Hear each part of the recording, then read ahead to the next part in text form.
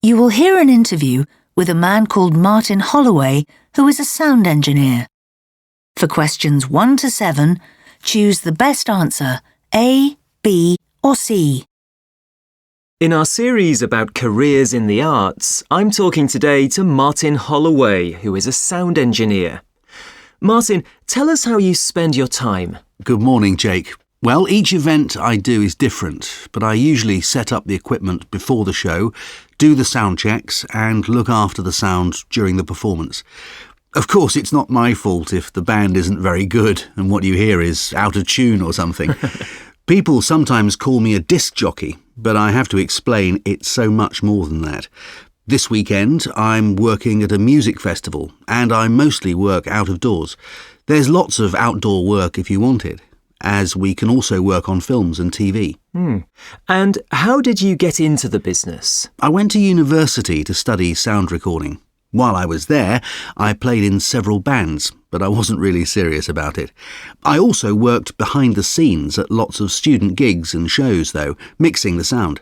While I was doing that, I got to know quite a few professional sound engineers, and a couple of them offered me paid work. That was 10 years ago. My course was fantastic, of course, but it wasn't enough to get me started. So when does a project actually begin for you?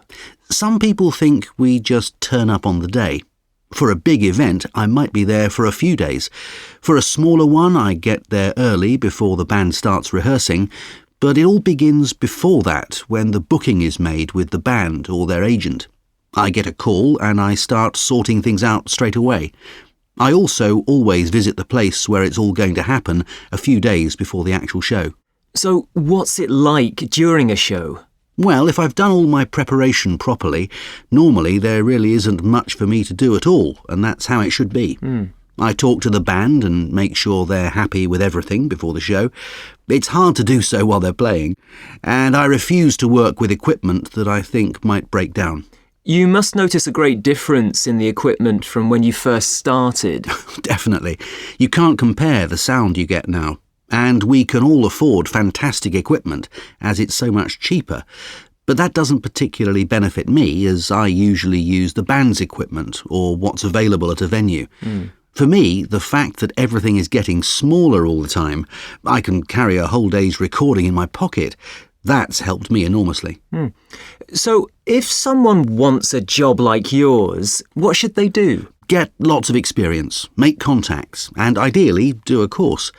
You can pick up some of the technical stuff by volunteering, but I'm always telling people who want to be a sound engineer, and they never listen, they just don't realise that what's crucial is being able to get on with people and get them to understand what you need them to do. If you can't do that, then you won't get the jobs. An interest in music means it is more enjoyable, of course, and most of us have been in bands, but we weren't necessarily much good at it. And are there any disadvantages? I'm willing to work anywhere. I've worked in the mountains, in freezing temperatures, in the desert, in hot, tiny theatres, but that variety appeals to me.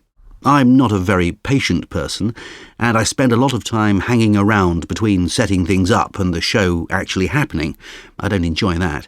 And some people hate being on the move all the time, but I don't mind living out of a suitcase. Thank you, Martin, for talking to us.